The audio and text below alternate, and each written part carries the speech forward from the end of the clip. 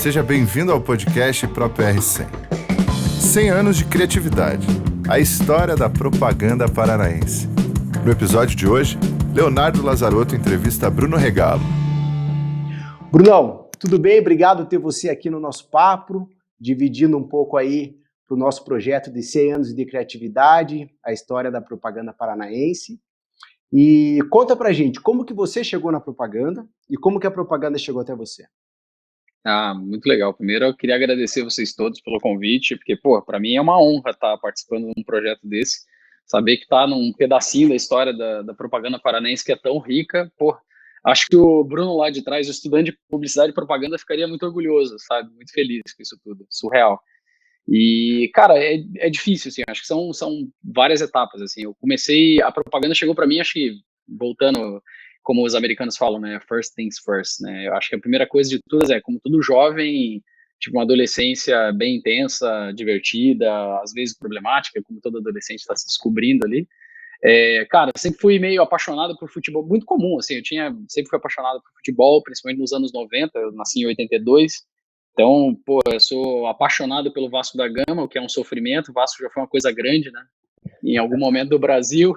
E eu era bem aficionado ao futebol nos 90, assim, então eu lembro de cabeça times inteiros, tipo, São Paulo de 92, 93, o Palmeiras de 93 e 96, o Vasco de 97, 98, o Grêmio de 95. Então eu vivia muito voltado, uma parte de mim era futebol, outra parte sempre fui músico, então tinha banda, tocava, gravava videoclipe, produzia bandas e, paralelo a isso, metade da minha vida era chegar em casa da escola, ver o Globo Esporte e começar a assistir MTV. Então eu era muito impactado pela MTV, assim, e a MTV não só pelo gosto musical, mas pelo lance do visual, assim, sabe? Tinha muito experimentalismo, você via aquelas vinhetas, você via os programas. Eu lembro de uma vinheta que era, tipo, desliga a TV e vai ver um livro. Durante uma hora, durante a tarde, os caras mandavam você desligar a TV, né? E aquilo ficava na minha cabeça, eu falei, cara, eu preciso fazer isso da minha vida, né? Eu preciso arranjar alguma maneira de botar música e sei lá, experimentalismo, e de alguma maneira. Eu lembro que alguém falou assim, cara, você precisa trabalhar com publicidade, né? E aí, durante aquele período da escola ali, do segundo grau, terceirão, a gente vai naquelas feiras de profissões. Eu lembro que eu fui na UP, e aí tava tendo um desses projetos de conheça as profissões, daí eu fui conhecer publicidade e propaganda. Eu lembro que no dia eles estavam dando uma palestra de 30 minutos e falando um monte de coisa legal, mostrando o que você poderia ser como publicitário. Eu lembro que o cara gravou a palestra, os 20 primeiros minutos, e montou em 10 minutos um vídeo, assim, um teaser de 1 minuto e tal. Cara, eu fiquei muito impressionado com aquilo. Falei, meu Deus, é isso. Essa é a desculpa perfeita para enganar meus pais e trabalhar na MTV, né? E aí eu decidi trabalhar com propaganda por isso. Aí acabei fazendo a faculdade. Na inscrição eu queria fazer a UP, porque tinha muitos equipamentos, era muito boa, né? Era universidade, acho que o curso era no MEC, então isso era legal, e tinha um laboratório imenso, ainda tem. E eu lembro que tinha um problema na minha casa, né? Meu pai é designer de joias, e meu pai é português, veio para cá, veio para Curitiba por causa da gente, para ter uma oportunidade melhor. Ele recebeu um convite de trabalhar aqui. E eu lembro que meu pai queria muito que eu fosse engenheiro da computação, né, cara? Eu falei, puta, mas engenheiro da computação você me quebra, né? E aí eu tive que meio que fazer, não é uma coisa bonita, mas eu lembro que eu fiz ele assinar os papéis achando que eu tava fazendo uma universidade, tava fazendo outra, né? O que foi bom, eu passei, fiquei feliz, mas na hora que dá a notícia para ele, ele falou, não, você quer fazer isso? Tudo bem, mas agora você vai ter que pagar suas contas aí em dezembro e janeiro já tem o primeiro boleto, boa sorte. E aí tive que arranjar um emprego e tal, mas... Então, voltando um pouco atrás, foi assim que eu conheci a propaganda, assim, eu vim do Rio com 11 anos para Curitiba, então passei, tirando o fato de ser vascaíno e ficar emocionado quando eu sobrevoo o Cristo Redentor ali chegando na cidade, eu acho que eu sou muito mais curitibano do que carioca, minha família é carioca que não nos ouça, mas, foi mais ou menos assim que eu conheci a propaganda, e depois disso passei alguns anos comecei trabalhando em agências menores, aquele começo difícil que todo mundo tem, né? Sofrência, não tem nada bonito pela frente, você descobre só a parte ruim da propaganda, né? Estágios e paulada na cabeça. E eu lembro muito de uma frase de um amigo meu, que é o Bruno Ferrante, na época ele era fotógrafo, ele sempre falava, a gente tocava junto, ele falava, cara, lembre-se de uma coisa, propaganda, a vida vai ser muito ruim, vai piorar muito até melhorar, mas quando melhorar, vai melhorar muito, você tem que aguentar o tranco até lá, né? E é uma coisa que eu guardo até hoje, faz todo sentido, né? Mas basicamente foi assim que eu comecei na propaganda. E você já tinha essa aptidão pela direção de arte? Quando você assistia a MTV, você olhava as vinhetas? O teu pai ser designer de joia, isso tem alguma relação que te puxou mais para esse craft da direção de arte? Mais ou menos, eu demorei para identificar isso, assim, né? Eu sempre brinco que às vezes você passa a vida inteira para descobrir que boa parte dos teus ídolos ou das pessoas que te influenciaram estão dentro da tua casa, né? Eu demorei um pouco, assim, meio burro, né, de entender que, puta, meu pai era uma baita referência para mim, meu pai é design de joias, Eurives, então nada mais craft do que ser Eurives, né? Com certeza. E depois de um tempo isso caiu a ficha para mim, mas eu acho que a influência era muito disso, assim, essa estética dos anos 90 me pegou de uma maneira até hoje, assim, tudo muito colorido, tudo muito impactante, assim, visualmente, sempre esse contraste de coisas, e como eu gostava muito de música, até hoje, sabe, eu coleciono discos, então, assim, eu olhava os encartes, via os pôsteres das bandas, e aquilo tinha toda uma linguagem visual que me atraía muito, né? Uhum. E com o passar do tempo eu fui descobrindo que a propaganda e o design gráfico eram coisas que, cara, naturalmente bebiam e passavam por isso, assim. Acho que também tive boas influências dos amigos na universidade, porque eu entrei na universidade sem saber o que era um diretor de arte, o que era um redator, eu não sabia muito sobre a profissão, né? Uhum. A gente sabia ali o básico, o brasileiro em geral, a gente é muito apaixonado por propaganda, né? Então você comenta sobre propaganda, a gente fala sobre né, o comercial que você viu na TV, então isso me pegava de alguma maneira, mas quando eu comecei a entrar na propaganda, eu lembro que tinha um amigo, que eu ainda tenho, acho que o meu melhor amigo ainda, o Tavares, o Eduardo Tavares, ele era já ilustrador, ele falou, cara, você tem que ser diretor de arte, você tem que trabalhar em agência, eu trabalhava no marketing no começo da universidade, e razoavelmente estava indo bem, ele falou, não, cara, isso aí não é pra você, cara, isso é coisa de careta, bicho, você tem que trabalhar em propaganda, você tem que trabalhar em agência, vamos fazer umas coisas mais legais. E acho que essas influências começaram a vir à tona, assim, eu também sempre fui muito fã de quadrinhos, em geral, e acho que acabou sendo um caminho natural, assim. Mas a aptidão, eu nunca achei que eu tivesse aptidão, não, cara. Pelo contrário, até hoje ainda acho meio o estilo de vida rock balboa, assim. Tanto que eu me identifico muito com caras, tipo Kobe Bryant, assim, que são os caras que, porra, estudavam a exaustão. Sim. Eu sempre achei assim, puta, eu sou o menos talentoso, eu sou o cara que não tenho talento para isso, então eu preciso estudar mais que os outros. Eu não vou ganhar deles assim no primeiro round, mas eu vou aguentar 12 rounds apanhando para melhorar. Então, sempre foi esse meu mindset. Como eu tive essa história dentro da propaganda paranaense, meio circuito off-Broadway, assim. Porque eu nunca trabalhei nenhuma agência grande do Paraná ou de Curitiba. Eu nunca trabalhei em agências muito badaladas. Então, minha história foi meio esquisita nesse ponto. E eu achei que é legal, assim, porque ela tem um caminho completamente diferente. Eu nunca tive grandes diretores de criação ou grandes... Só um minutinho que meu cachorro tá latindo, tá chegando alguém. E, Então, mas me conta voltando. uma coisa, e nessa época, mesmo você sendo quase um outsider, né? Você era um publicitário outsider, nunca trabalhou nas grandes agências, né, da cidade, enfim. Mas você se espelhava em alguns publicitários paranaenses que você acompanhava e falava, pô, esse cara faz um trabalho legal, gostaria de trabalhar com ele. Também os paranaenses, lógico, e as referências nacionais, internacionais que você foi se identificando, assim, divide com a gente. Claro, não, pô, nesse ponto é o que eu falo, assim, e eu passei muito tempo da minha vida, como você falou, assim, completamente outside, assim, do mainstream, da propaganda paranaense. Pô, a gente sempre teve grandes agências, eu fui influenciado, pô, quando eu estava na época da faculdade, a Sclam fazia um trabalho maravilhoso, a gente sempre ouvia falar dos gêmeos, né, e depois a Master teve o Dream Team da Master, então, assim, nesse meio tempo, eu acabei virando, como eu ficava de longe, eu acabava sendo quase um stalker, assim, eu estudava sobre tudo, devorava anuários, porque aquilo parecia uma coisa muito distante para mim, eu trabalhava em agências menores, então aquele mundo parecia, cara, às vezes uma panela, às vezes um lugar intangível, mas eu ficava estudando, falava, cara, então beleza, pelo menos eu tenho que saber tudo sobre esses caras e aprender mais. Então eu lia anuários e para mim as peças tinham nome e sobrenome, sabe? Putz, isso daqui é do Nego Li, isso daqui é do, sei lá, do Cláudio Freire, isso daqui é do Fábio Miralha, isso daqui, sabe? E eu sabia os nomes de cabeça e comecei a estudar muito, então até hoje eu tenho uma curiosidade, assim, a gente tem os grupos de publicitários aí da cidade, eu acabei virando tão nerd em cima da história da propaganda paranaense, assim, especialmente da propaganda do Paraná, além, óbvio do São Paulo, Rio, o exterior, mas até hoje a gente brinca, assim, a gente se encontra, sei lá, os amigos que a gente trabalhou juntos, os amigos que estão no exterior, a gente sempre tem a brincadeira do top 3. Porra, mas quem foi teus 3 melhores redatores do Paraná? Quem foi os 3 melhores redatores de criação? Eu falo isso com o Groff, com o Renato Cavalieri, então assim, é super divertido isso, porque a gente gosta, sabe? A história da propaganda paranaense, ela é riquíssima, por vários motivos, né? Tanto que hoje a gente vê quase todos os talentos paranaenses que saíram, ou foram para São Paulo, ou foram para outras partes do mundo, e, cara, 99% deu muito certo, sabe? A gente tem paranaense em Portugal, a gente tem gente liderando agências em Nova York, Los Angeles, então assim, Miami.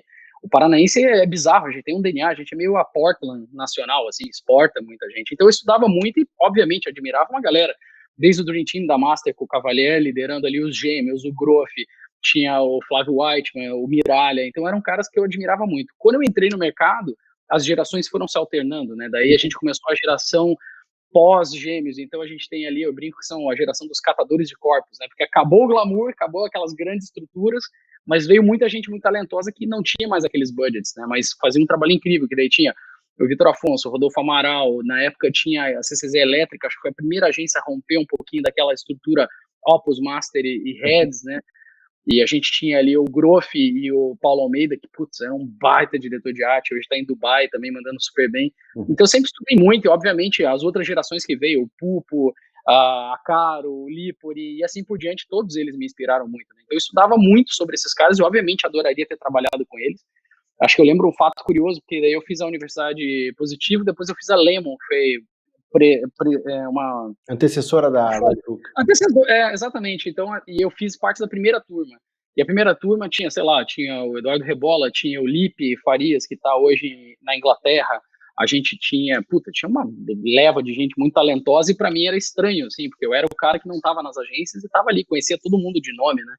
E eu lembro que eu comecei a ter aulas com caras, eu tinha aulas com o Cláudio Freire, eu tinha aulas com o Fábio Miralha, e eu lembro que um dia eles me convidaram para ir para Thompson fazer uma entrevista. Porra, era o sonho da minha vida, um cara que trabalhava numa agência pequena ser convidado para ir para Thompson, né? Mas qual agência você estava nessa época que você fala? Agência pequena?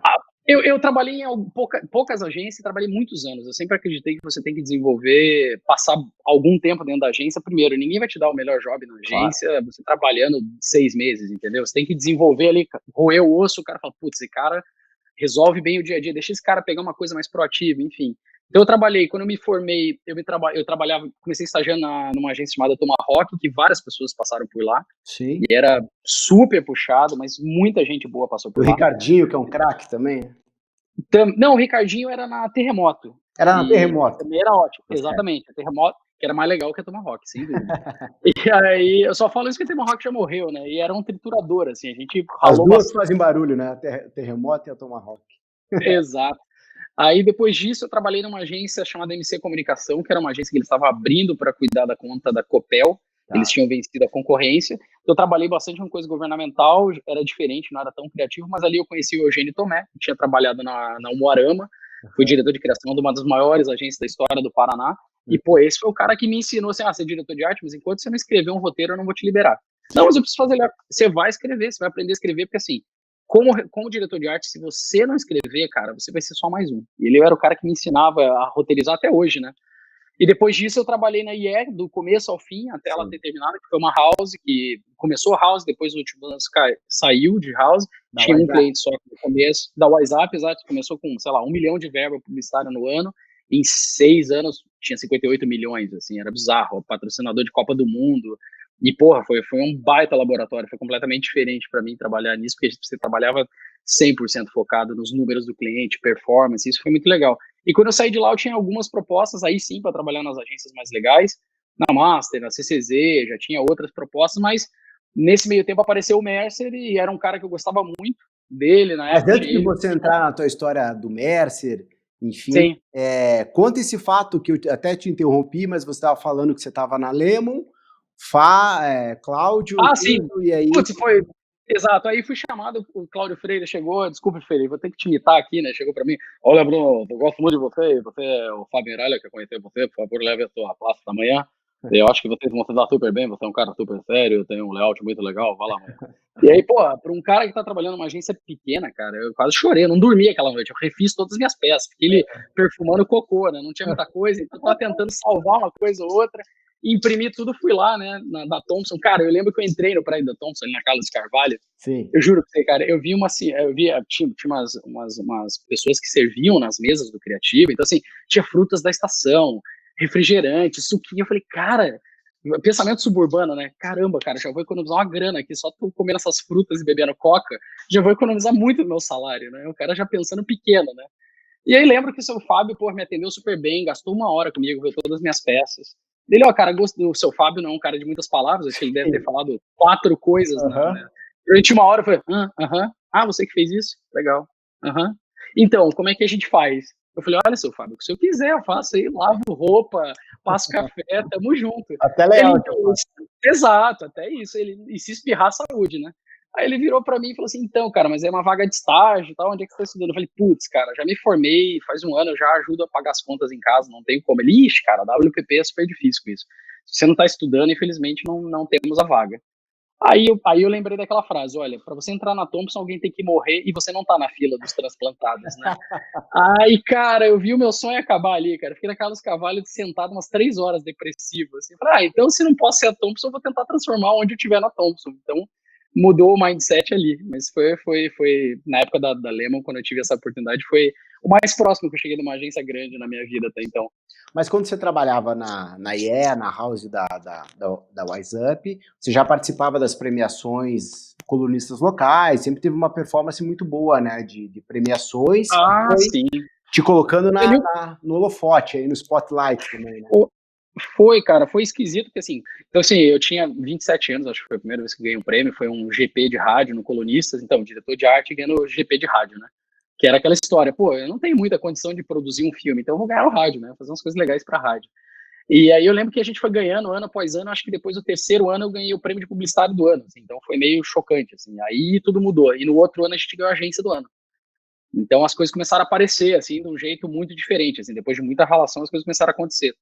E aí a gente foi agência do ano e eu fui publicitário do ano um ano antes. E aí eu comecei a falar, putz, eu acho que eu tenho que fazer outra coisa na minha vida. Acho que aqui já atingi o teto, já aprendi o que tinha que aprender. Eu não quero jogar o mesmo jogo a vida inteira, eu preciso me provar. Mas que legal isso que aprender você viu, Bruno, de você também ter que pensar em roteiro, pensar na direção de arte, você conseguir jogar nos dois campos aí, até para te formar com uma visão muito mais abrangente aí das entregas, né, das peças. Interessante isso. Não, Você totalmente, mas isso é o que eu sempre falo, assim, na carreira você tem que procurar mestres, assim, né? Uhum. Você tem que procurar senseis, assim. Então, tive muita sorte do meu primeiro diretor de criação ter sido Eugênio Tomé, que era um cara, um monstro das letras, escreve muito bem, era um cara poeta, lia muito, mineiro, né, caladão, torcia pro Vasco também. Então ele sempre, e até hoje, assim, sempre que a gente vai bem em alguma premiação, faço questão de mandar um e-mail para ele, agradecendo. Legal, porque, pô, se não fosse ele, eu não teria Sim. tido esse drive de ler, escrever, roteirizar, enfim. E isso ajudou bastante depois como diretor de criação, né? E, inclusive até hoje. A gratidão dizem que é a memória do coração, né? Então. Putz, cara, exato. Tem que sempre agradecer todo mundo que participou aí, não é fácil. Deu oportunidade, né? E acredito. Totalmente. E me aguentar, né? Que isso aí parece um prêmio. Me aguentar já é um troço bem difícil. E aí, fala pra gente, como que foi esse encontro com o Mercer? Como que começou a história da Candy? Como que você se movimentou e botaram de pé uma agência super bacana também no nosso mercado?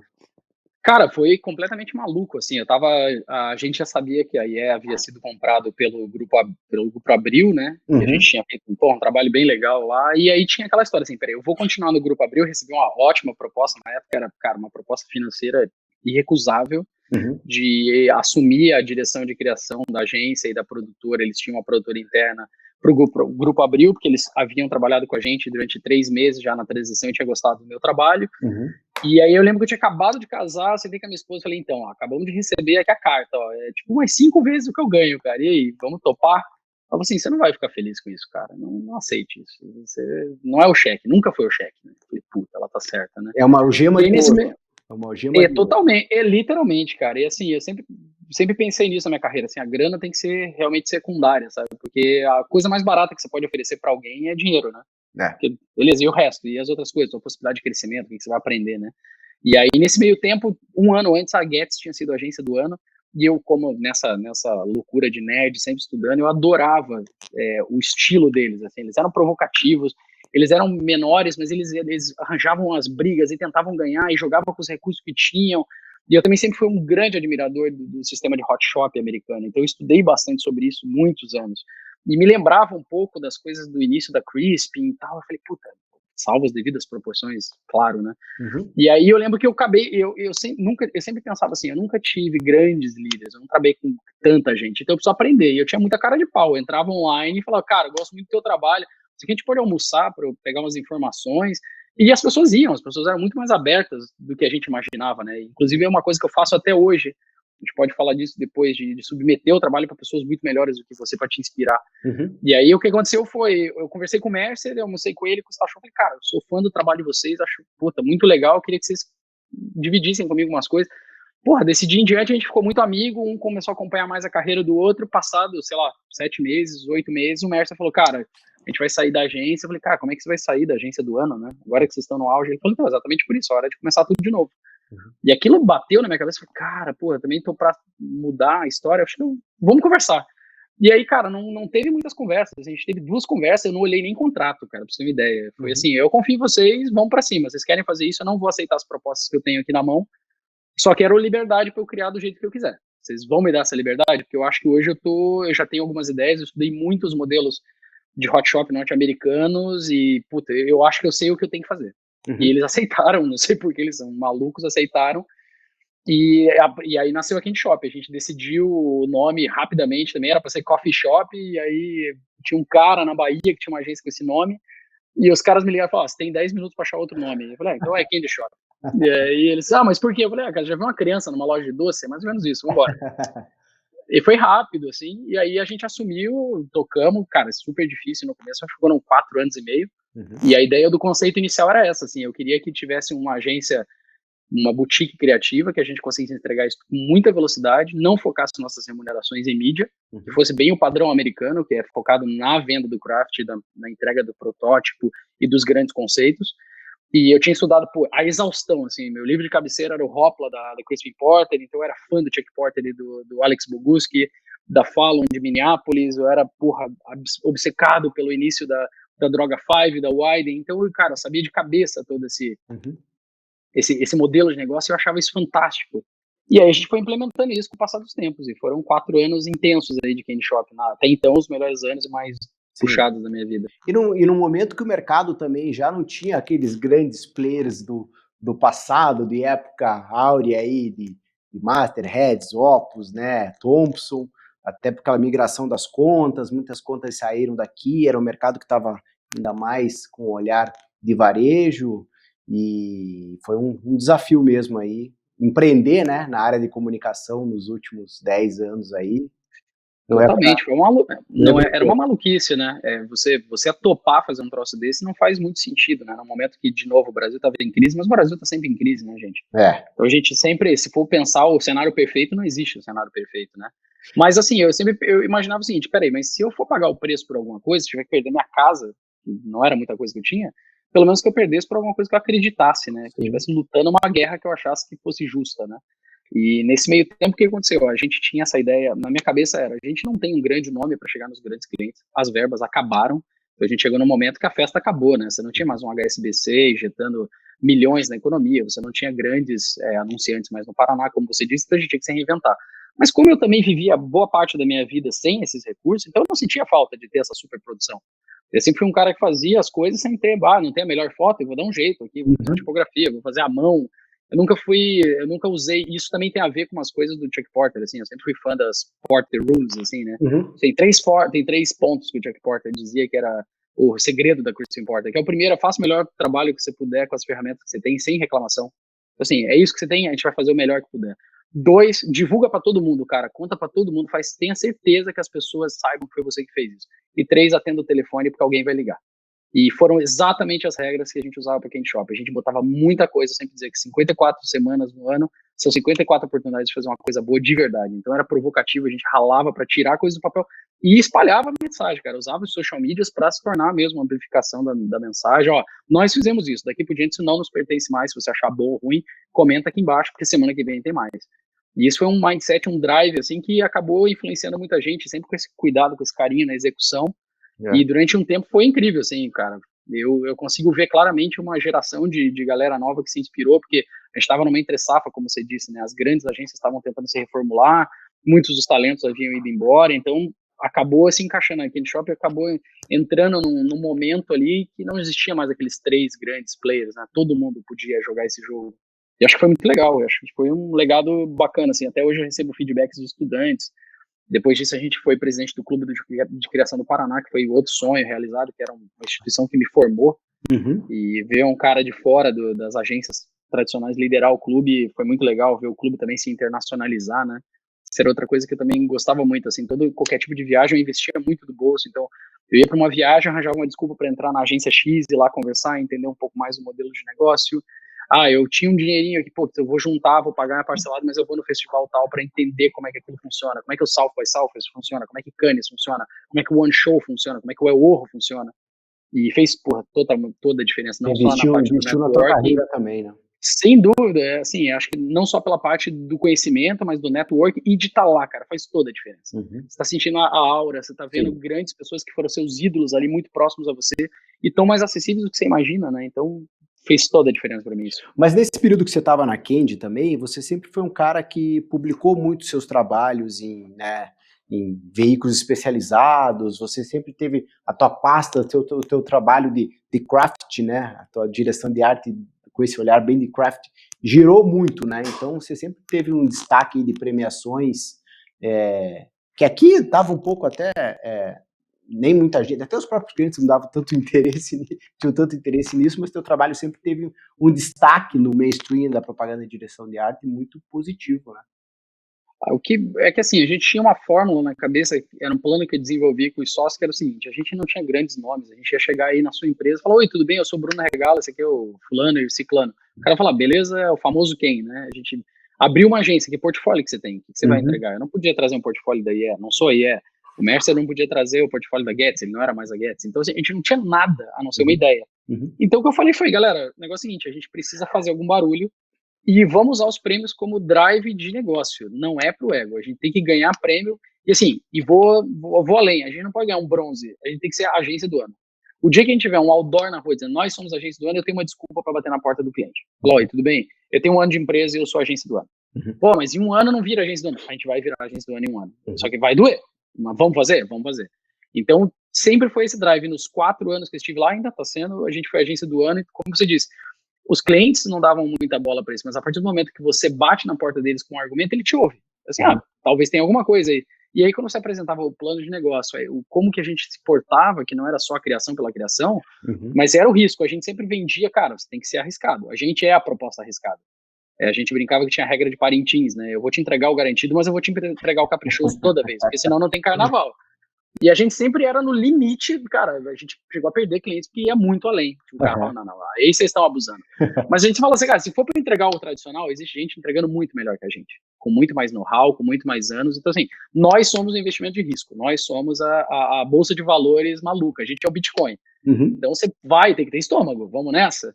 Então, os prêmios ajudaram muito a gente. E a segunda coisa foi, como essa regra do Chuck Porter mexia muito comigo do mostrar o teu trabalho, eu fazia 2 coisas. A primeira delas era, eu tinha um grupo de pessoas que me inspiraram muito, que são pessoas que eu sempre gostei, e eu mandei no dia 1 daquele shopping um inbox, e hoje, graças a Deus, eu tenho a oportunidade de ser amigos de várias delas, e falo assim, cara, eu tô abrindo uma agência, nunca tive grandes líderes, você pode me ajudar? Eu posso mandar todo mês para você o X número de peças, você bater nelas? O que é muito esperto, na verdade, cara, porque de graça você tá botando um monte de cara caro para trabalhar para você. Eu contratei um monte de diretor de criação muito melhor do que eu para me ensinar, né, sem pagar nada. Excelente. E assim, de 20 caras, 12 responderam, e até hoje eu falo com vários deles. E eram gente de vários lugares do mundo, entre eles o Beto Fernandes, que é um cara que, cara, hoje se tornou um grande amigo. A gente estava conversando essa semana sobre isso. Eu passei 6 meses mandando todo mês peça para ele. Ele batia os 6 meses, cara. Não, isso aqui é um lixo, isso aqui, cara, já vi. Isso aqui é só um truque, isso aqui... No 6º mês, Léo, eu deixei de mandar. No 6º mês ele escreveu assim, ué, cansou? Então, assim, o cara tava em Londres e ele gastava um tempo, então assim, isso ajudou. Mas olha que bacana, cara, porque o publicitário, às vezes, né, tem essa percepção, né, as pessoas têm a percepção que o publicitário é um cara, ainda é o criativo, né, que é um bicho que você não sabe se você passa a mão, se ele vai te lamber ou vai te morder. E teve essa gentileza de 20 pessoas, 12 te retornarem e você criar uma relação de troca, né, de trabalho, né, muito bacana. Cara, é muito difícil. Eu vejo hoje em dia, eu respondo estudantes toda noite, de verdade. Toda noite tem alguém que manda uma coisa, eu faço questão de responder, porque é uma devolutiva do que eu tive, né? Se eu tive isso, eu não posso não repassar. Como presidente do clube, eu tirava dinheiro do bolso para fazer palestra em todas as principais cidades do Paraná, porque eu acho que tinha que... Era o clube de criação do Paraná, né? Não de Curitiba. Então, pô, isso... Cara, hoje em dia eu tenho o maior prazer de ver várias agências que abriram nos últimos 2, 3 anos, inspirados nessa conversa, e ganhando frutos, gente ganhando o El Orro, agências se criando, isso é ótimo, né? E para mim funcionou muito bem. Então, assim, você tinha essa sensação de que o publicitário, primeiro, ele é um deus que é intocável, e não é, cara. E você sempre vai se sensibilizar com alguém que realmente tá afim. Você nunca vai dizer não para alguém que tá muito afim. Então você vê um jovem, o cara ali te mandando a mensagem, ô Léo, cara, dá uma olhada nisso aqui, dá isso aqui, o cara volta, e o cara realmente tá ouvindo seus feedbacks e melhorando, cara, pra você é um prazer, chega um momento que você quer apadrinhar o cara. Até porque o cara teve essa situação no passado, né? E alguém estendeu a mão para ele. Exatamente. Tem muito de O que é troca. uma babaquice da nossa área é você querer ser intocável, sacou? É. Você não sabe todas as respostas. Eu acho que assim, a tua história é X, a do outra é Y, não tem maiores e menores. As Claro. experiências se agregam, né? Hoje é pra mim, então, colaborativo, muito colaborativo. totalmente, cara. Acabou essa visão do criativo que sabe todas as respostas. Isso não existe. Pelo contrário, essa era uma das coisas que a gente defendia na Candy Shop, de ter muito jovem, era essa troca. Eu não quero um medalhão. Primeiro porque eu não tinha muita verba. E o legal era, vamos formar os caras. Eu te dou essa experiência que eu tenho e você me traz a experiência do mundo novo. O que os jovens estão falando? Qual é o tipo de novas mídias? E essa troca foi incrível. E a outra coisa dos prêmios era isso. Como eu divulgava os trabalhos, a gente sempre tentava arriscar mais. Qual que é a próxima técnica? O que a gente pode trazer? Tinha muita identidade nos visuais que a gente entregava. Pra gente, a galera brinca assim, vocês trouxeram a palavra craft, né? De ficar, encher o saco com isso. Mas tinha que ter um cuidado, o acabamento da história, né? Uhum. E isso fez muita diferença quando começou a aparecer na Archive, né? Porque o Paraná sempre foi muito bem na Archive, mas ia uma vez, duas, a gente entrou 19 vezes em um ano. Foi tipo um recorde, assim. Até hoje, poucas pessoas entraram 19 vezes num ano, né? E aí eu e o Zé fomos a dupla número 1 do mundo e eu fui diretor de arte número 1. Aquilo ali mudou a carreira, assim. Depois disso, cara, começaram a aparecer propostas de todos os lados do mundo, né? Então, ao todo, até eu encerrar a minha participação aqui no Shop, foram 37 propostas entre vamos comprar agência, você quer vir trabalhar com a gente? Você quer ser nosso DC? Você quer ser nosso DA? Olha que interessante. E assim, dizendo não para todas. Aí a gente tinha uma regra aqui que eu desenvolvi, porque eu sofria muito, porque quando você tem a tua empresa, qualquer hora que você olhar para o lado, você perdeu um cliente, né? Se eu fiquei aqui 10 dias aqui pensando na vida, acabou, velho. Uhum. Então, tudo depende muito de você. Eu sempre fui muito participativo. Eu mexia praticamente todas as campanhas. Não tinha assim, vou delegar. Eu delegava, mas eu estava sempre perto. Ou eu executava, ou eu estava muito próximo do meu time. E aí, o que acontecia nessa história toda, quando a gente começou a ver as coisas acontecerem, sei lá, algumas propostas, quando chegaram as primeiras propostas internacionais, Nova York, sei lá, Los Angeles, chegaram algumas de Miami, algumas da Europa, e, cara, você fala assim, meu Deus, peraí, eu tô aqui em Curitiba, e alguém tá começando a ver meu trabalho, e as propostas realmente estão vindo, não é assim uma conversa, é tipo, tá aqui, custa X, e uau, né, pô, pra um cara que nunca foi pra São Paulo, que o step vamos pra São Paulo, depois você, se virar São Paulo, talvez você tenha uma chance lá fora. E aí as coisas começaram a acontecer, e aí eu lembro que eu passei um mês, assim, recebendo muita proposta, e eu meio que dei uma desfocada, Léo, e a gente perdeu um cliente nesse tempo. Eu falei, cara, eu não posso fazer mais isso. Uhum. E eu desenvolvi uma métrica na minha cabeça, eu lembro que minha esposa me ajudou muito, que eram 5 pontos que eu levo até hoje, que é, eu só ouço propostas de 5 pontos, 3 baterem, eu ouço. 4, a gente vai embora, 5, eu vou embora amanhã. 2 em 1, beleza, obrigado, a gente nem continua a conversa, que é, 1, com quem eu vou trabalhar? Como eu nunca trabalhei com gente muito antes, assim, eu nunca tive grandes líderes, eu não trabalhei em tantas agências, eu precisava achar líderes muito inspiradores. 2 beleza, qual cliente que eu vou trabalhar? Porque, cara, faz toda a diferença. Não adianta, se você não tiver um cliente que ouça suas ideias, nem todo mundo é o Fernando Machado que te libera a fazer grandes, te puxa para esse nível, né? E nos Estados Unidos ainda, mais ainda, né? Se você é contratado pelo cliente, não tem essa de você vai ficar rodando na agência, você vai prestar conta para esse cliente. Você tem lá, todo mês, o ROI tá contando o teu emprego. 3 era, beleza, qual é a agência? Porque também tem isso, Léo, isso era uma coisa que eu brigava muito aqui no Shop, a gente tem que ter um DNA, claro. Cultura, né? Cultura bate qualquer coisa. Porque assim, bicho, pra mim não existe agência melhor ou pior. O que é melhor pro teu negócio e o que é melhor pro meu negócio. É só isso. Porra, a gente tinha Opus que, cara, eu sempre brincava assim, eu não conseguiria atender os clientes como a Opus atende. Nunca vou conseguir. Então, se eu tentar vender a mesma coisa que é essa excelência em gestão de grandes marcas pro Brasil inteiro, porra, tudo certinho, não vou conseguir. Eu não tenho gente, eu não tenho metodologia, não tenho esse knowledge, então eu vendo outra coisa.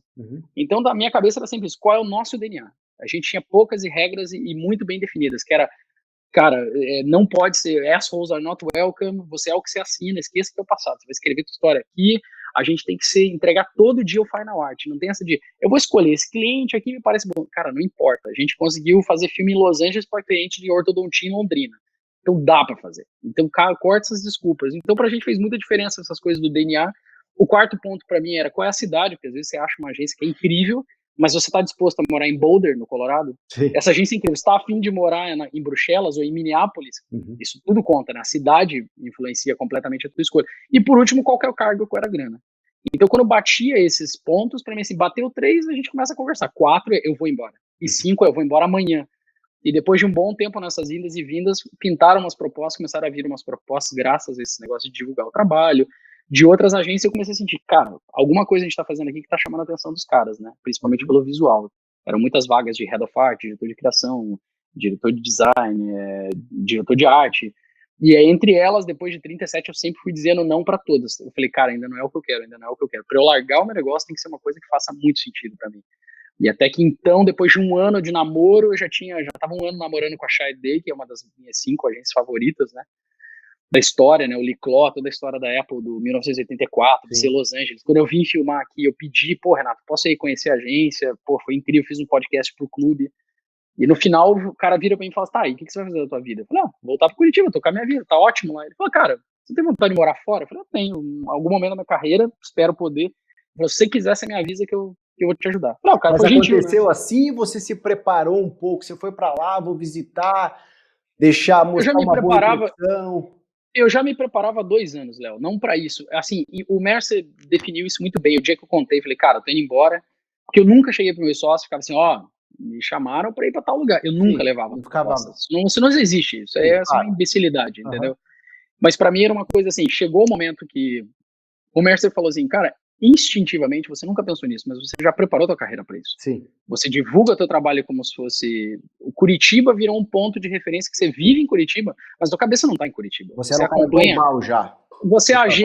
Você acompanha as agências fora, você está sempre lendo as notícias, você lê o Ad Age mais do que você lê o clube de criação, cara, você já está pensando nisso. Você se enfia nas agências, ia para Nova York visitar, puta, deixa eu passar um dia aí na Ogilvy, deixa eu passar um dia na Droga 5, posso te conhecer, porque você tinha essa curiosidade de querer jogar uma liga maior, né? É quase um jogador de futebol, pô, eu gostaria de jogar na Premier League, e por que não? E quando eu vim para Los Angeles, foi mais um negócio desse, a gente veio filmar, uma história super curiosa, mas enfim, a gente veio filmar em Los Angeles, obviamente, liguei para algumas agências e falei, cara, posso passar aí para conhecer? Primeiro, entrevistar para o clube. 2, posso conhecer a estrutura? Como é que é o prédio? Como é que vocês trabalham? Me dá 2 horas do teu dia para você me ensinar alguma coisa? E eu pegava isso e aplicava para minha agência. O foco era esse, não era vou lá, vou mostrar pasta. Tanto que eu não tinha nem portfólio no ar. Até 6 meses antes eu nunca tive portfólio no ar. Chegou um momento que eu fui, uma dessas foi a vinda para Los Angeles com o Renato, e entrevistei pelo clube, ele já conhecia meu trabalho. Daí ele perguntou, ele falou, cara, se você realmente tiver interesse, eu vou te ajudar. Legal, cara, foi super gentil. Caguei, voltei pra Curitiba, botei o podcast no ar, foi ótimo, a galera adorou. Passou um mês, eu tinha juntado uma grana pra ir pra Cannes, era a minha primeira vez em Cannes, e fui lá ver os amigos, nerdzão, todo dia de manhã, primeiro horário lá, lendo tudo, indo nos shortlist, vendo as palestras. O Renato me ligou e falou, cara, vamos almoçar. Eu falei, vamos. Daí a gente foi almoçar e ele falou, cara, eu quero te levar pra Chiat. Eu falei assim, porra, mas você não ia me ajudar? Você não me falou que ia ajudar, eu pensei que era outra coisa, né? E aí eu falei, porra, do caralho, onde é que eu assino, né? Cara, e como você recebe essa notícia? Você não ficou, quase desmaiou, suou? Óbvio, cara, não, fiquei todo cagado, cara. Eu não banco o herói, cara. Eu já fiquei assustadíssimo, né? Porque pra mim já era surreal estar em Cannes, né? Você vendo todo aquele espetáculo, todo aquele show, pra mim era uma coisa surreal. Você Então, já assim, você tinha um nível de inglês para trabalhar profissional? Porque você também trabalhou Não, mas de uma não, forma ou outra, cara. você trabalhou na House da Wise Up por 6 anos. Você tinha pergunta ali É do... muito diferente. É muito diferente, cara. No fundo, ninguém fala inglês quando chega aqui. A verdade é que a gente. Primeiro, algumas coisas. O brasileiro, ele é muito duro consigo próprio, né? A gente. Você não fala inglês, Léo. Você, Bruno, você não fala inglês. Cara, o americano, ele tem uma outra visão. A fluência deles é outra. Assim, cara, se a gente tá conversando, tem fluência. Sim. O bad entendeu? English. Então, todo mundo fala o bad English. Não, isso não existe. Eu chegava aqui, eu pedia desculpa toda semana. Sorry to my bad English. Os caras, para com essa merda, velho. Para com isso. Se a gente tá conversando... Go ahead. Não, e assim, você tem reuniões todo dia com gente da Rússia, da Inglaterra. Cara, é tanto sotaque, realmente para eles não faz sentido nenhum. Você não tá não falando a língua deles. Pensa um gringo, vem pro Brasil, ninguém fala português fluente. E você não fica discriminando o cara, você não fala português. Você trata o cara super bem, é super acolhedor, então é a mesma coisa. Mas te deu um eles tratam a gente bem. Que você recebe o convite? Obviamente. Não, eu fiquei todo cagado, cara. Eu sempre tive essa síndrome da fraude de, cara, esse cara tá errado, esse cara tá me dando essa proposta, ele não sabe, eu não sou bom. Eu sou um impostor. Um dia eu vou descobrir, eu vou chegar aqui, eu vou abrir o Photoshop, as pessoas vão ver que eu não sei fazer isso. E até hoje eu sinto isso. E eu acho que o dia que não sentir é o dia que a gente morrer. É verdade. E basicamente ele chegou com falou assim, cara, eu tenho muito interesse em te levar pra Chiat, eu gosto do teu trabalho, eu te acompanho faz muito tempo, eu acho que você é o cara certo, eu quero elevar o craft da Chiat, eu acho que você é o cara que eu preciso. Falei, e ele queria uma brasileiridade aí ou não? Porque você já estava com um portfólio... Não necessariamente, cara, porque ele já tinha alguns brasileiros no time, né? A Chiat já tem alguns brasileiros que vão muito bem, então ele não necessaria de um toque brasileiro, né? E o Renato é um case de sucesso, porque o Renato tem umas características que a gente tem muito parecidas olhando hoje em dia. Obviamente, ele é muito mais talentoso, mas a trajetória dele ele sempre passou muito tempo nas agências. Ele foi 11 anos ao MAP, então, assim, a maior agência claro. do mundo. Quando a UMAP foi a agência do ano, ele estava lá, ele foi ouro, ele Trabalho foi GP. fantástico, Ele foi, Havaiana. total, Cachorro Peixe, até hoje, porra, é um dos maiores filmes que eu já vi na vida. E o cara ralador, né, bicho? E aí, quando ele veio para Los Angeles, é a mesma coisa. Ele veio com 2 cargos abaixo. Ele veio como ACD, que é o primeiro nível de direção de criação. Ele subiu todas as etapas, Léo. Então, em 8 anos, o Renato foi ACD, DCD, até que virou o CCO. Então, assim, um brasileiro ser CCO de uma das agências mais icônicas do mundo é muito difícil. Então, ele realmente não precisava disso. E eu me sinto muito lisonjeado. Até hoje eu brinco com ele, cara, mas por que você me convidou, né? Podia chamar qualquer um, né? Então, tem alguma estranheza, mas passou um ano disso. As pessoas acham que foi assim, chamei e vambora. Não, então tem todo um processo de visto. Eu não fiz nenhuma entrevista, isso é muito difícil. O Renato simplesmente falou assim, você vai e acabou. Não vou validar com ninguém. Eu falei, meu Deus. E aí, mas várias vezes assim, não. Aí vem o recruiter, você pode já procurar sua casa, tal. Quando eu ia procurar, eu falei, não vou avisar ainda aqui na agência, vamos esperar isso cair. Não, a gente perdeu um cliente X, tua vaga morreu. Então acontece muito isso. Eu passei um ano nessa, sobe e desce, essa montanha russa de emoções, né? E quando nesse meio tempo aceitou, ele fez o convite, ele já queria trazer você para um determinado olhar em um cliente específico, era Gatorade? Não, esse era o negócio. Ele queria, hoje em dia, eu acho que o plano dele era, eu preciso de um cara que eleve o visual da agência por inteiro. Obviamente, ele arranjaria uma vaga ali para mim no cliente que fosse e saberia que, assim, cara, agora que você está aqui dentro, se vira. Agora você cresça, você vai ter que prestar conta para o cliente X ou Y. No caso, quando eu cheguei, eu era Uniqlo, eu tocava Uniqlo no Japão e aqui, mas supostamente, assim, no papel, deu 2 meses eu já trabalhava milhares de coisas ao mesmo tempo, né? E aí, assim, ele abriu a porta e falou, cara, se vira, o que eu espero é que você chegue aqui e faça o teu melhor trabalho possível e eu não vou te proteger. Você vai ter que se virar, e foi incrível. Mas até então, Léo, não foi tão fácil, assim, porque a gente passou um ano nessa conversa e nesse meio tempo começaram a pintar outras propostas, assim, e também tem o lance da importância do networking, né? Tipo, você tá preparado, aí eu tipo, tinha passado um ano viajando nas agências, indo nos festivais. No segundo ano, eu comecei a pegar minhas peças, a gente já tinha sido número 1 da Archive, já tinha ganhado uns prêmios internacionais. 2 coisas são muito marcantes nessa história, da importância de você estar preparado no momento que as coisas aconteçam, né? A primeira delas foi, e as duas envolvem o James, isso é curioso, assim, e do cacete. O James é um cara, foi o pioneiro a fazer essas pontes, tipo, eu moro no Paraná, mas eu conecto com o mundo, né? Ele desde o início viajava muito. Hoje você tem a Canja aqui, cara, é uma referência nacional e global, várias agências do mundo usam ele, os meninos são... Curitiba se tornou uma especialização em craft em geral, né? A Asteroide, a Canja, enfim, marcou o nome na história da propaganda mundial, fazendo Refugee Nation, 19 leões, então assim... E assim por diante. Foi a última vez que Cannes, inclusive, permitia-se ganhar tantos leões numa peça só, né? Eu brinco que o Pupo e o Lipo e a Caro destruíram a propaganda mundial, né? Porque o primeiro Pupo ganha 20 leões, ele ganhou 20 leões com o Gunshot, daí vem outros curitibanos e ganha mais 19. Os caras, para essa palhaçada. E aí, nessa história toda, quando a primeira vez, por curiosidade, o James trabalhava comigo, a gente trabalhava juntos no Clube de Criação, e a gente teve uma oportunidade de fazer alguns trabalhos, de fazer podcasts em geral. E aí teve um julgamento do Clube de Criação do Paraná e ele trouxe o Léo Macias como jurado. E o Léo Macias viu os trabalhos e falou assim, essa história é engraçadíssima. O Léo chegou e falou, então, tinha design. Eu falei, opa, design, eu gosto de design, vamos pra cima. Aí os caras foram mostrar umas peças. Acho que a primeira peça era da cafeteria que eu tenho no Brasil aí, que é o Supernova, era a identidade visual. Puta merda, eu vim da Colômbia, CCO pra julgar marca de cafeteria. Nossa, o dia vai ser longo e vai ser uma bosta. E daí quando ele viu, ele falou, mano, peraí, isso aqui tá muito bonito. Aí viu a segunda, a terceira, aí ele deu lá, divulgou os Grand Prix e tal, e a gente ganhou ouro, prata e bronze em print e em design naquele ano. E ele falou pro Jamute, quem são esses caras? Ele falou, não, é o mesmo cara, é a mesma agência. Ele, me dá o telefone desse cara que eu vou ligar pra ele hoje, né? E a gente foi, ele me ligou, falou, cara, quero que você vá comigo pra Colômbia, a gente ficou super amigo. Eu falei, não vou, tá tudo bem aqui no Paraná. Deu um mês depois, cara, a gente vai trabalhar junto, seja como for. Beleza, eu posso vender craft pra você. Aí depois disso eu fui pra Colômbia, acho que umas 2 ou 3 vezes lá, tocar concorrência com eles. Aí a gente começou uma baita relação com a DDB, fizemos peça pra Canon, McDonald's, ganhamos um show, finalista no D&AD, um monte de coisa. E aí eu comecei a entender, peraí, eu tô vindo pra uma agência do outro, né, outro patamar, que seria a DDB. Tô aqui falando em espanhol, tocando um time, e as coisas estão sendo legais. Cara, talvez eu consiga fazer isso em outro país, né? E isso me deu um start, Léo. Então eu falei, cara, eu vou fazer meu portfólio pela primeira vez na vida e eu vou fazer. E a segunda vez que foi muito legal, eu tava com o Jamute no South by Southwest, tinha investido uma grana pra ir lá conhecer o festival, e confesso que nos primeiros dias eu achei um lixo, assim, falei, cara, puta, só caí em roubada, umas palestras nada a ver, sabe, o futuro do mundo, aí eu falei, meu Deus, e tem muito disso, né, você tem muita coisa muito boa e muito redator de palestra, né, você lê o título da palestra, você cai, né, o futuro do content, você chega lá, é um jabá do GIF, né, você, que bosta.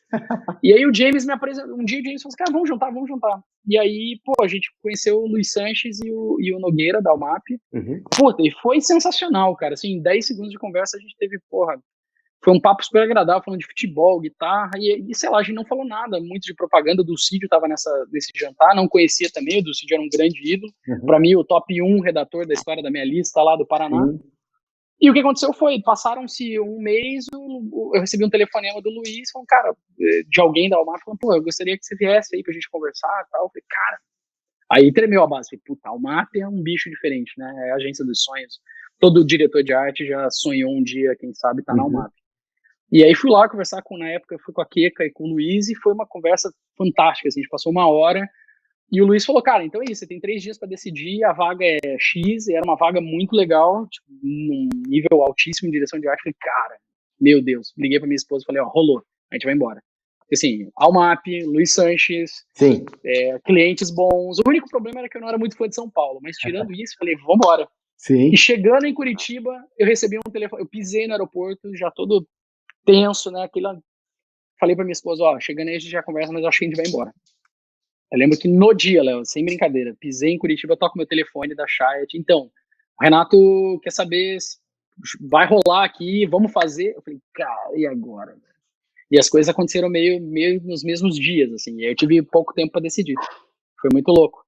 Que legal. Passou tanto tempo e segurou, e quando pintaram foram 2 propostas incríveis. E eu decidi vir para Los Angeles, depois de conversar com muita gente, foi muito difícil falar não para um convite desse, porra, mas eu lembro que acho que a pessoa que definiu melhor isso para mim foi o Thiago Matsunaga, que trabalhava do meu lado, trabalhou comigo 8 anos, o China. Ele falou assim, pragmatismo oriental, né? Ele virou e falou assim, cara, se você trabalhar em São Paulo, você sempre vai querer ir para Los Angeles. Se você trabalhar em Los Angeles, talvez você não queira voltar para São Paulo, vai direto para São Paulo. Exatamente. Então, e aí chegando, Bruno, você se adaptando à agência, à cultura, à cidade, um novo país, enfim. Qual o trabalho que você já pegou e, cara, já emplacou um belo gol, um case para dividir com a gente aqui? Você fez um trabalho lindo de craft também para o Grammy, né? Sim, basicamente foi assim. Redes sociais suas. 3 coisas que a galera não comenta muito quando acontece tudo. Primeiro, eu lembro o Fábio Seidel me ajudou muito, ele tá em Nova York, e ele era um dos caras que eu mandava as peças, e ele falou para mim assim, lembra de uma coisa, vir pro exterior é maratona, não é corrida de 100 metros, isso talvez não aconteça, talvez você quebre na metade, todo mundo vai quebrar na metade. Porque, cara, é frustração, às vezes os caras não te ouvem, talvez você não tenha as peças que encantem os caras. Eu descobri que, assim, qual é a tua história, né? O que vai fazer o cara te trazer do Brasil, pagar teu visto? O que ele não tem aqui que vai te encontrar? É muito difícil, muito difícil. Depois que você vem pra cá, você descobre que, cara, meu Deus, como é que eu parei aqui, né? É muito, muito difícil. Tem gente muito boa no mundo inteiro, né, que poderia estar aqui. Então, a primeira coisa é muito difícil, a segunda coisa é uma série de fatores que precisam casar para você estar aqui.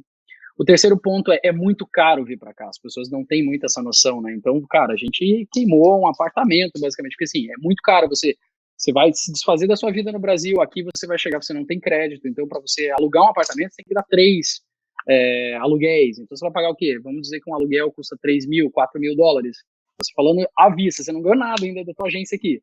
Imagina hoje, o dólar a R$6 quase aí. Só faz a conta para você ver quanto sairia o primeiro aluguel. Fora o resto. Então é super difícil. E aí, quando você entra na agência do desafio, cara, você vira um estagiário do zero. Essa é a sensação que eu tive. Eu cheguei aqui me sentindo um bebê que não fala o idioma dos caras tão bem. A gente não fala fluente ainda. Todas as terminologias, todas as frases são diferentes, os tempos, as nuances, os processos, tudo é diferente. Você tem que aprender tudo. Desde você descobrir que para os caras a ideia não é a ideia, é um big idea, que é online, que a piada é diferente, né? Se a piada é diferente, você já se... A ginga é diferente. Tudo diferente. A tua dupla, como é que você dupla? Aqui as pessoas são muito organizadas, cara, dá pra falar 10 horas das diferenças, assim, você almoça comendo na frente da tua mesa em 10 minutos, você tem cronômetros, assim, eu tenho uma reunião em 30 minutos, essa reunião vai ter 29 minutos, as pessoas vão largar, as coisas vão te largar na metade, a reunião é super objetiva, enfim, tem muita reunião, você tem X tempo para criar, é muito difícil.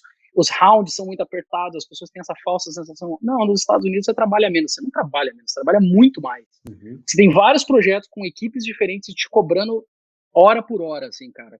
Então, pô, eu tinha toda essa curva de aprendizado que eu tinha que ter, e eu falei assim, cara, eu larguei minha família, eu larguei minha agência que tá fazendo certo pra trás, eu não posso dar errado, eu tenho que dar certo. Então eu comecei a entrar numas, assim, acho que o primeiro job que eu destacaria foi, eu comecei a tentar fazer o dia a dia muito bem, e assim, o americano ele tem uma cultura se você tiver um projeto bom por ano, bom. Se você tiver 2 projetos bons por ano, você teve um ano legal. Se teve 3, incrível. Eu falei, nem a pau, eu quero ter uns 10 projetos, eu não vou ter um projeto no ano, vocês estão loucos. E comecei todo dia fora das minhas horas, não é bonito isso, mas eu trabalhei 14 horas, pelo menos, todo dia, de segunda a segunda, nos meus primeiros 7 meses. Eu cheguei a ficar doente, levava puxão de orelha dos caras. Basicamente eu tenho que fazer virar. E eu queria trabalhar com Gatorade, eu queria trabalhar com Grammys. Essas eram as 2 contas que eu sempre quis trabalhar. E aí, Grammys basicamente foi primeira semana de trabalho, cheguei no Group Creative Director, mandei um e-mail, cara, eu quero trabalhar com você, não sei como, eu vou te mandar umas ideias. Eu falei assim, cara, como assim? Você não tem o briefing? Você vai mandar ideia, eu nem te conheço, né? Comecei a mandar ideia pro cara que nem maluco apresentar, com o inglês meio torto, apresentando, e o cara não entendendo muito. Por que o cara tá me apresentando layout, tá vindo aqui, não sabe nem a plataforma? O cara falou com o Renato, o brasileiro tá vindo todo dia aqui com uma penca de ideia, cara, eu não quero. Renato, o problema é teu, só se falar que não, né? A função dele é chutar. E foi a mesma coisa com o Gatorade, até que chegou o Grammys, eu passei 3 semanas fazendo isso todo dia, e o cara olhou e falou, tá, velho, você tem alguma coisa, alguém gosta de você, o diretor de arte da conta tá indo pra Modern Londres e eu vou te botar na conta. Falei, puta merda, boa. E aí a gente fez o Evolve Music Video, que deu super certo, ganhou alguns prêmios. E eu queria trabalhar em Gatorade. Gatorade é um time muito fechado, é a maior conta da Chiat, todo mundo quer trabalhar em Gatorade.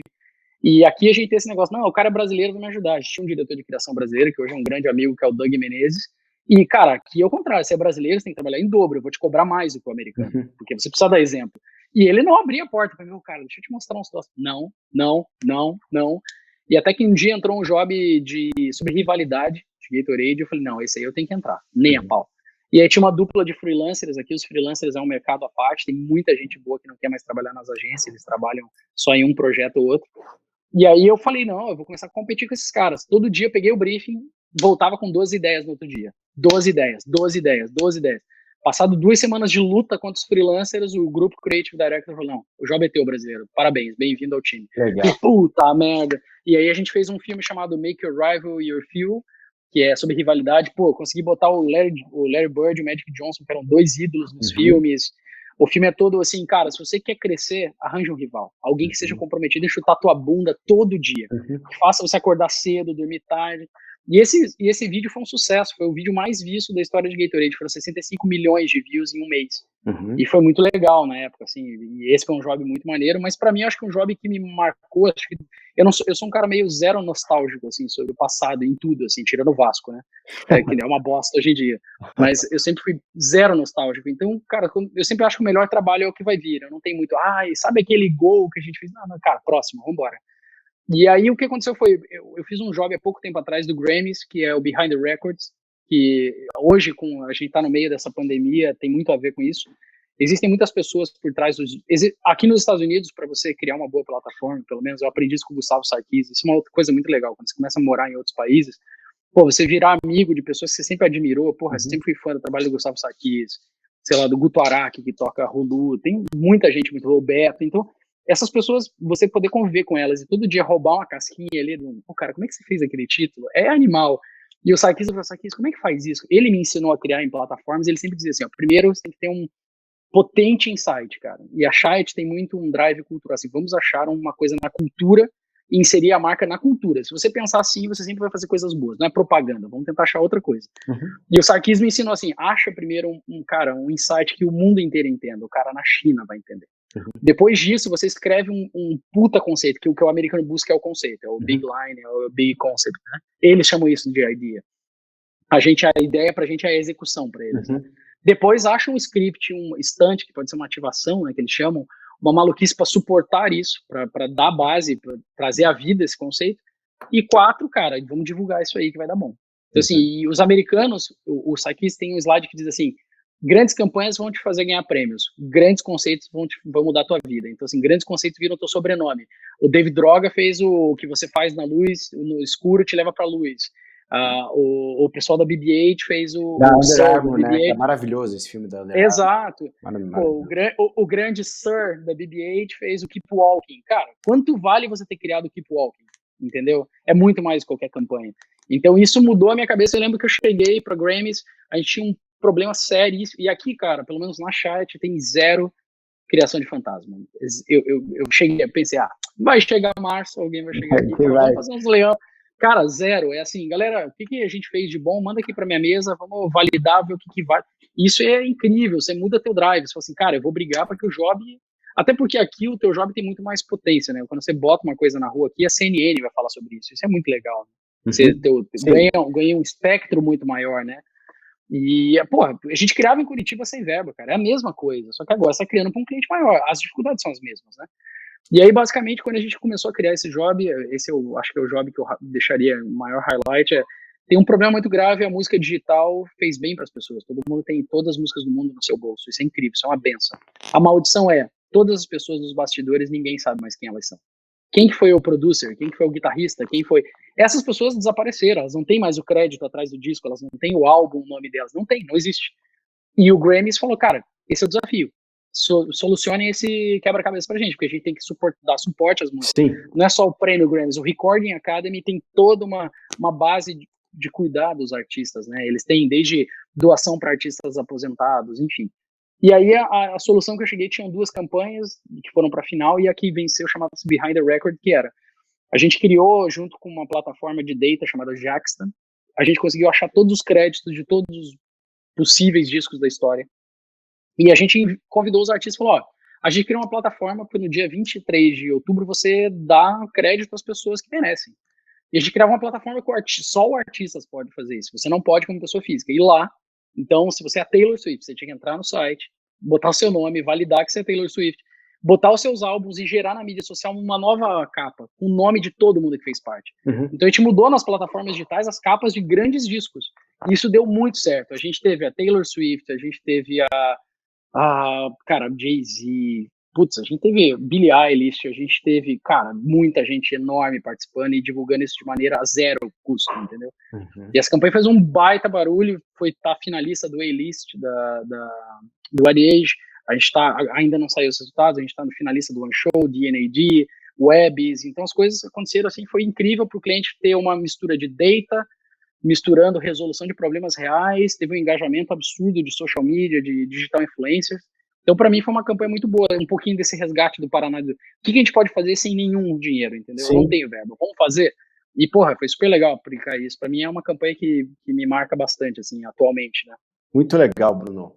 Cara, e para a gente chegar no final desse nosso papo aí, para o nosso acervo aí dos 100 anos da criatividade do Paraná, alguma situação engraçada que você divide do teu período, ou aqui na Candy, em Curitiba, no Brasil, ou aí já na chegada na América?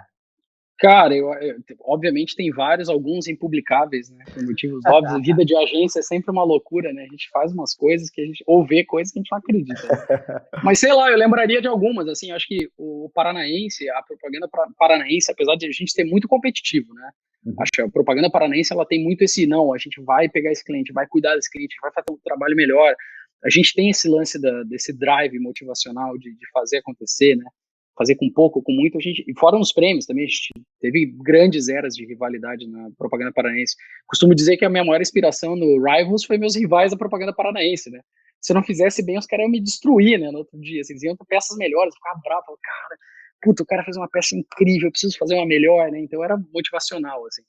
E eu lembro que quando a gente viajava para os festivais, chegou uma época que a gente começou a criar uma certa comunidade de pessoas indo nos festivais, isso foi muito legal, a gente foi algumas vezes para o War, a gente foi algumas vezes para Cannes juntos, pô, a propaganda paranaense fazia um tempo que não tava lá brigando por alguma coisa, né, ou tava indo conhecer, e foi muito legal montar esse movimento. Então a gente viu, sei lá, a gente teve uma galera de Curitiba de quase 20 e poucas pessoas já em Cannes uma vez, no War, e eu destacaria 2 ou 3 histórias rápidas que tem o mesmo cerne, que assim, a gente é um bando de moleque maluco fazendo besteira, né, como sempre, a adolescência viajando no período de escola ali, né, então a gente teve 3 coisas que foram incríveis. Quando a gente foi pro El Orro, a gente pensou, cara, pagar um hotel para todo mundo vai ficar caro, né? A gente também meio apertado de grana. Vamos pegar uma casa? Ah, vamos pegar uma casa. Ah, se a gente pegar uma casa perto do festival, talvez a gente não precise gastar com táxi, essas coisas, em Buenos Aires. Ah, beleza. Aí sempre tem alguém, o diabinho, que fala assim, e se a gente procurar no Airbnb a mais cara? Vai que o dólar, o peso tá desvalorizado. Enfim, eu sei que a gente achou um apartamento que era incrível, do lado do Hilton, cara, é coisa de cinema. E só podiam 4 pessoas estar ali. Aí quando a mulher recebeu, a gente tava, sei lá, em 9 pessoas, 10 pessoas.